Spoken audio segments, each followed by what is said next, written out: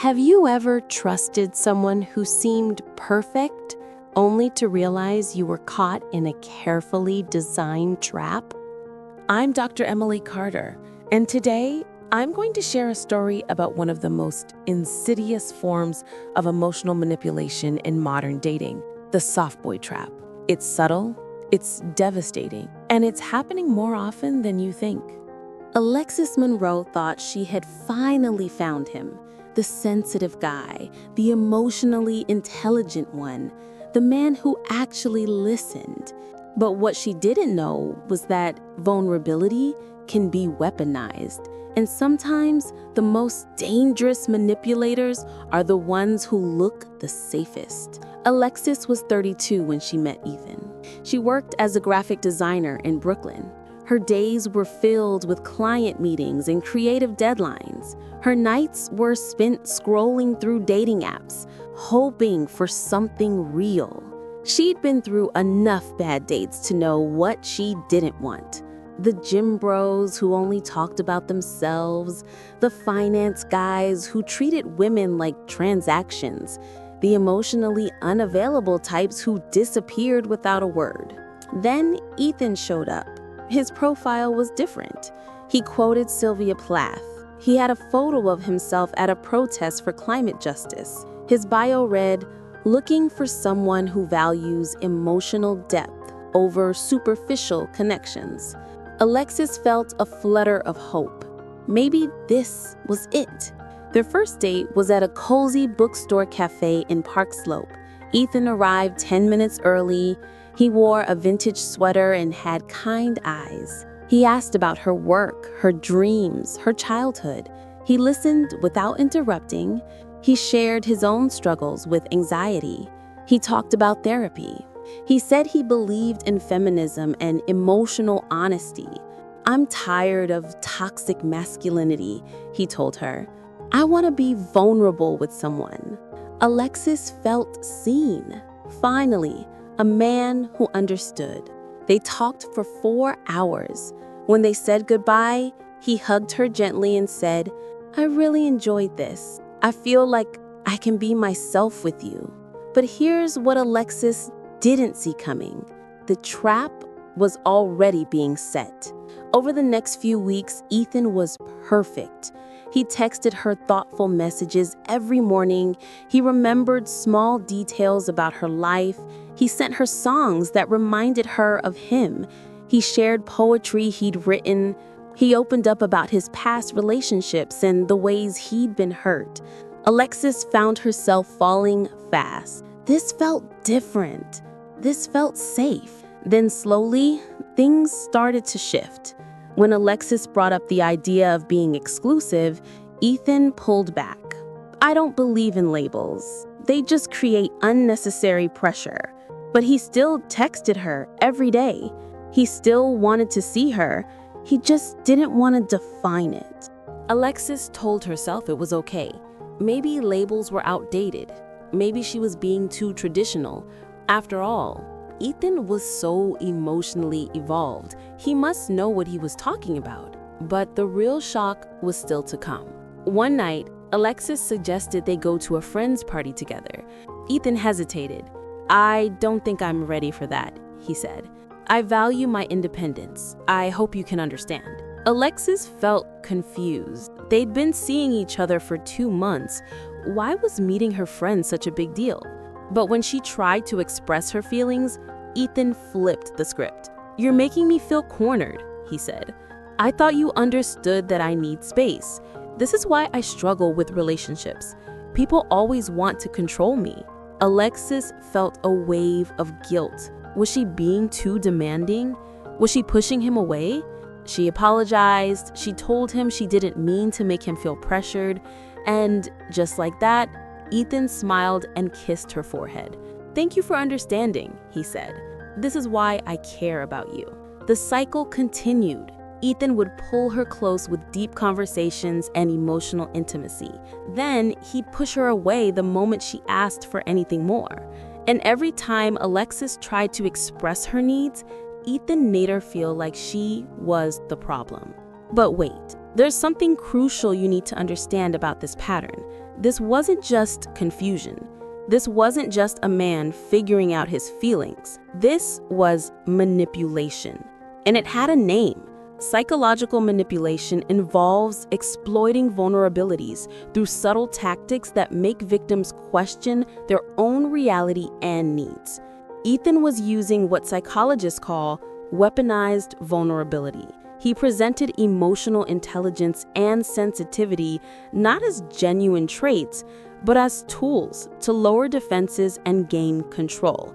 He knew exactly what he was doing. He created a false sense of safety. Then he used that safety to keep Alexis in a constant state of uncertainty. 3 months into whatever their relationship was, Alexis started to feel sick. Not physically, emotionally. She couldn't eat, she couldn't sleep, she constantly checked her phone for his messages. When he texted, she felt relief.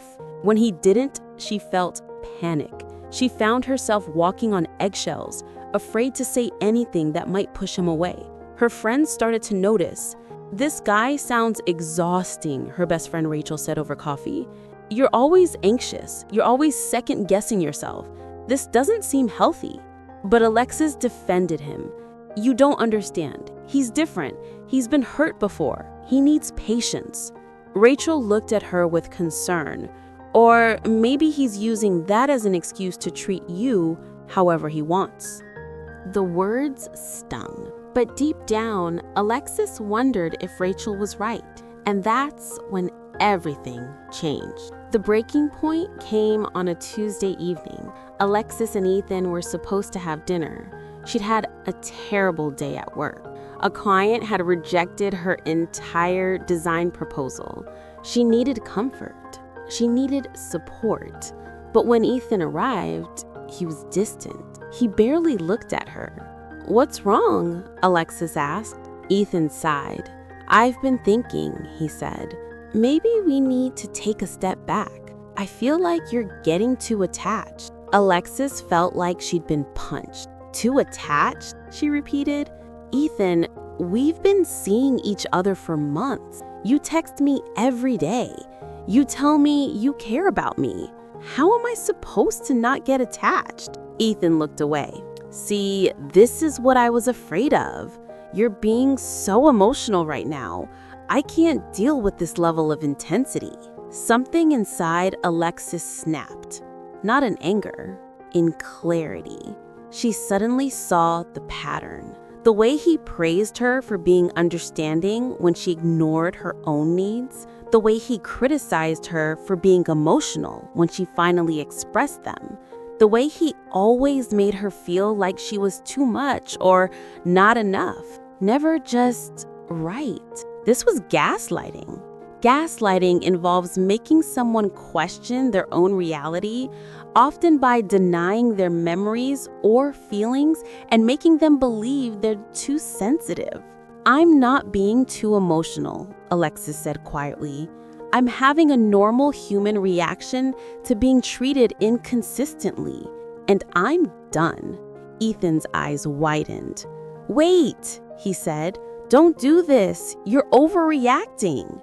But Alexis was already putting on her coat. "No, I'm finally reacting appropriately." She walked out, and for the first time in months, she felt like she could breathe. But the story doesn't end there, because healing from this kind of manipulation takes more than just walking away. The damage runs deep, and Alexis needed help to understand what had happened to her. 2 weeks later, Alexis sat in my office. She looked exhausted. Her shoulders were slumped. Her eyes were red from crying. "I don't understand," she said. "He seemed so perfect. How did I not see it?" I leaned forward. "Alexis," I said, "you didn't see it because you weren't supposed to." Soft boys deliberately present themselves as safe and emotionally intelligent to create a false impression of trustworthiness. That's what makes this type of manipulation so effective and so damaging. I explained to her that the soft boy archetype has become increasingly common in modern dating. These individuals use emotional intelligence, cultural depth, and progressive values not as genuine traits, but as weapons to manipulate partners into vulnerability. They know all the right words. They present themselves as the opposite of toxic masculinity, but their behavior tells a different story. "So none of it was real?" Alexis asked. Her voice broke. "Parts of it may have been real," I said, "but the consistent pattern of behavior shows something else. He used emotional intimacy to draw you in. Then he used guilt and gaslighting to keep you confused. Manipulation tactics often involve guilt tripping and making someone feel responsible for the manipulator's emotions while avoiding commitment themselves. Every time you asked for clarity, he made you feel like you were demanding too much." Alexis nodded slowly. "I felt crazy, like I was imagining problems that weren't there." "That's exactly what he wanted you to feel," I said. "That's how this manipulation works. It makes you doubt yourself. It makes you accept less than you deserve." If you've ever felt this way in a relationship, please hit that like button and share this video. You're not alone, and understanding these patterns is the first step to protecting yourself. Over the next few months, Alexis and I worked together. We talked about boundaries. We talked about red flags. We talked about the difference between someone who talks about emotional growth and someone who actually practices it. Manipulation tactics are designed to undermine self-confidence and create dependency, making it difficult for victims to recognize the abuse or leave the relationship. I taught Alexis to look for consistency between words and actions, to notice when someone's declarations of care didn't match their behavior, to recognize that real emotional intelligence includes respecting other people's needs, not just talking about your own, to understand that vulnerability is not the same as manipulation, and that genuine openness should never be used to avoid accountability. "How do I trust again?" Alexis asked during one session.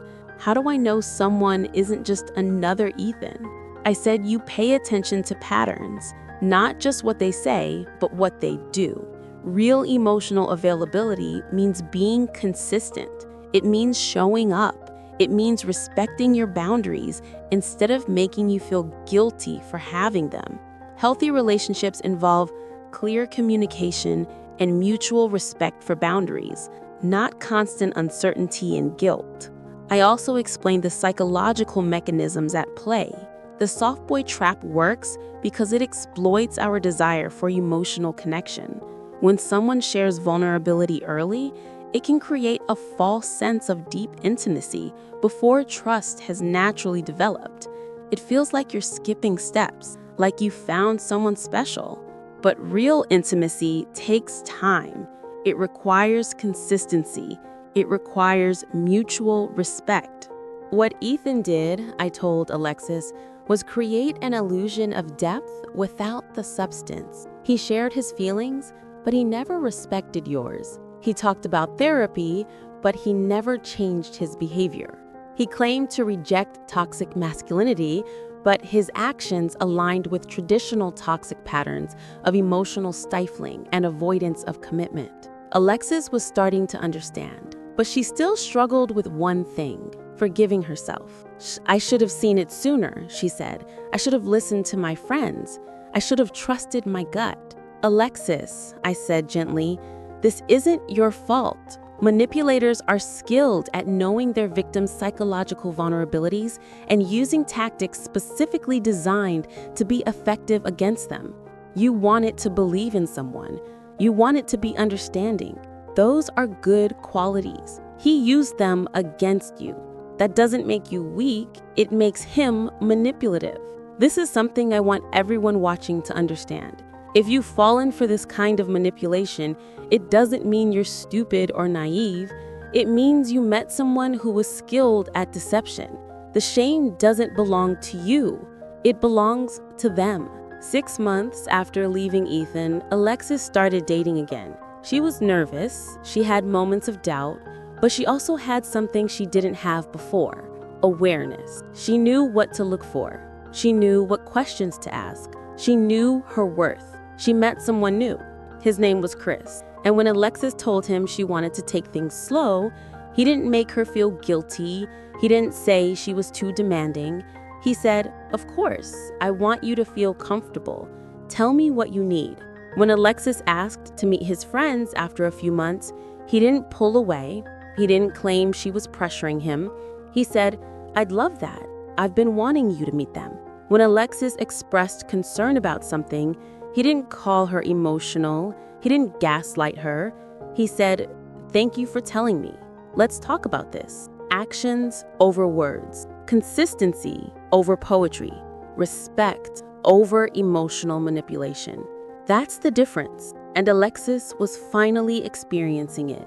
The last time I saw Alexis, she was glowing. Not because everything was perfect, but because she finally knew what healthy looked like. She had boundaries. She had standards. She had self-respect. "I still think about Ethan sometimes," she admitted, "but not with longing, with gratitude, because that experience taught me exactly what I don't want, and more importantly, it taught me what I deserve." I smiled. I said, "That's growth. That's healing."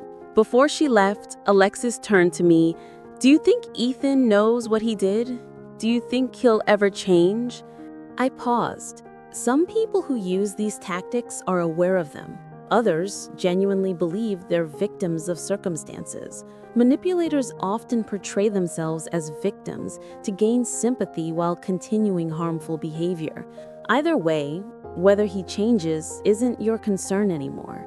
Your concern is protecting yourself, growing, building a life where you're valued. Alexis nodded, and I could see she truly understood. So here's what I want you to take away from this story.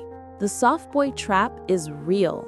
It's insidious, and it's everywhere. Softboys use progressive language and emotional openness as a facade, while engaging in the same manipulative patterns as traditional toxic masculinity.